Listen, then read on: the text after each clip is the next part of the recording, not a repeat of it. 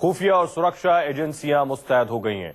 हरिद्वार से भी आईएस के 4 संदिग्ध को गिरफ्तार किया गया। इनमें से आतंकी जिसका नाम इखलाक है उसको पकड़ा गया और खास बात यह है कि इखलाक को बगदादी के एजेंट्स ने फेसबुक पर संपर्क किया था। पहले सीरिया से फेसबुक पर आया लाइव, फिर इनबॉक्स में आईएसआईएस ने भेजा मैसेज, बगदादी की भारत में फ्रेंड रिक्वेस्ट। उसकी उम्र सिर्फ 17 साल थी। उसकी आंखों में इंजीनियर बनने का ख्वाब था। एक दिन उस लड़के ने देश में हुई कुछ घटनाओं को लेकर फेसबुक पर लिखा। उसने दादरी के बीफ कांड और अयोध्या में विवादित ढांचा गिराए जाने को लेकर अपनी भावनाएं फेसबुक पर जाहिर की।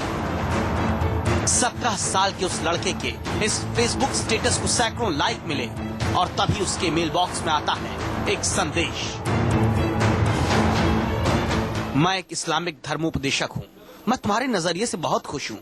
तुम्हारा नजरिया तारीफ के काबिल है, लेकिन तुम अपने इस गुस्से और अपनी एनर्जी को सही दिशा में ले जाओ। मैं तुमसे मिलना चाहता हूँ। और फिर एक दिन 17 साल का वो अखलाक पुलिस की गिरफ्त में नजर आता है, अपने 3 और साथियों ओसामा, मोहम्मद अजीज और मोहम्मद महरोज के साथ। अब दिल्ली पुलिस की स्पेशल सेल में ये चारों लड़के हैं, क्योंकि शक है कि अखलाक और उसके साथियों की आंखों में सुनहरे भविष्य के सपनों को रौंद कर आईएसआईएस के रिक्रूटर यूसुफ ने आतंक की दुनिया बसा दी थी। तो ये चारों जो है आपस में संपर्क में थे और इनका एक ग्रुप था। और बेसिकली जो अखलाक रहमान इसमें जो पकड़ा गया है उसे वो बेसिकली कोऑर्डिनेट कर रहा था और इस संबंध में जितने भी बाकी जो इन्फॉर्मेशन इनके द्वारा दिया गया उस पर कार्रवाई चल रही है। फेसबुक पर दोस्ती के बाद आईएसआईएस के यूसुफ से अखलाक की कई बार बातचीत हुई। अखलाक ने दावा है कि उससे कहा कि मैं कुछ बड़ा काम करने के लिए बना हूँ। अखलाक के मुताबिक यूसुफ भारत में मुस्लिमों को लेकर कुछ घटनाओं पर ज्यादा बात करता था। यूसुफ ने अखलाक के दिमाग में बैठा दिया था कि लड़ना ही अब आखिरी रास्ता है। आतंकी बनने के लिए कुछ ऑनलाइन टेस्ट भी अखलाक के हुए थे। हमारी अभी इन्वेस्टिगेशन जारी है। जैसे ही इन्वेस्टिगेशन कंप्लीट हो जाएगी तो मैं आपके साथ में पूरी इन्फॉर्मेशन शेयर करूंगा। दिल्ली पुलिस के सूत्रों के मुताबिक आईएसआईएस भारत में पैर पसारने के लिए सोशल नेटवर्किंग साइट पर ही सबसे ज्यादा नजर रखता है। जहां अखलाक जैसे नौजवान देश में होने वाली किसी भी विवादित घटना पर अगर अपना गुस्सा जाहिर करते हैं तो फौरन आईएसआईएस से जुड़ा आदमी उस युवा से संपर्क साधने में जुट जाता है और फिर कुछ दिनों में उसका ब्रेन वॉश कर दावा है कि आतंकी घटना के लिए तैयार कर लिया जाता है। जैसे आरोपों के मुताबिक अखलाक को भी तैयार कर लिया गया था। दिल्ली पुलिस और उत्तराखंड पुलिस के द्वारा आपस में समन्वय के साथ इन सारे एरियाज में हम गतिविधियों में नजर रखे हुए थे। उसी के आधार पे जब कुछ ऐसे इनपुट भी मिले जिसमें कि ये बहुत जल्दी कोई घटना कर सकते थे, जिसमें कि हमारे वहाँ जो मेला है उसमें और ट्रेन में और बाकी जगह पे कुछ वारदात करने की दृष्टि से ये बहुत जरूरी हो गया था कि टाइमली इनकी अरेस्टिंग हो। पूछताछ में पता चला कि पिछले कुछ महीनों के दौरान इन संदिग्ध आतंकियों को कुछ पैसा भी मुहैया कराया गया था। निशाने पर पहले हरिद्वार में चल रहा अर्धकुंभ था।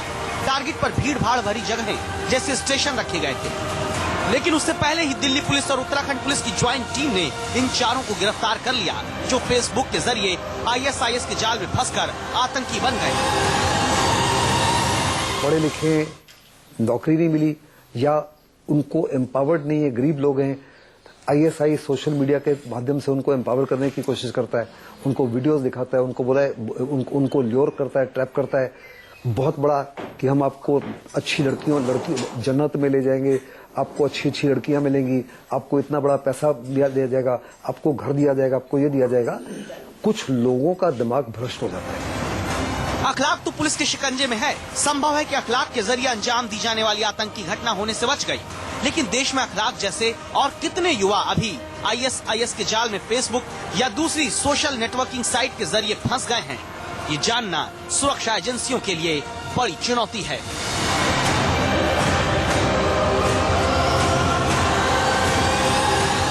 आईएसआईएस के गिरफ्तार आतंकियों से पूछताछ के बाद सोशल मीडिया का एक बेहद खतरनाक चेहरा सामने आया कि किस तरीके से धर्म और इस्लाम के नाम पर लोगों को बरगलाकर युवाओं को आतंकवादी बना दिया जा रहा है और ये सिलसिला लगातार जारी है। लगातार सोशल मीडिया के जरिए ऐसे लड़कों को टारगेट किया जा रहा है और उनको टास्क दिया जा रहा है, और जब तक सोशल मीडिया के जरिए ही इसका काउंटर जवाब नहीं दिया जाएगा, ये स्थिति शायद और ज्यादा खतरनाक हो सकती है। कैमरामैन राजू यादव के साथ प्रशांत देव, दिल्ली, न्यूज़ 24।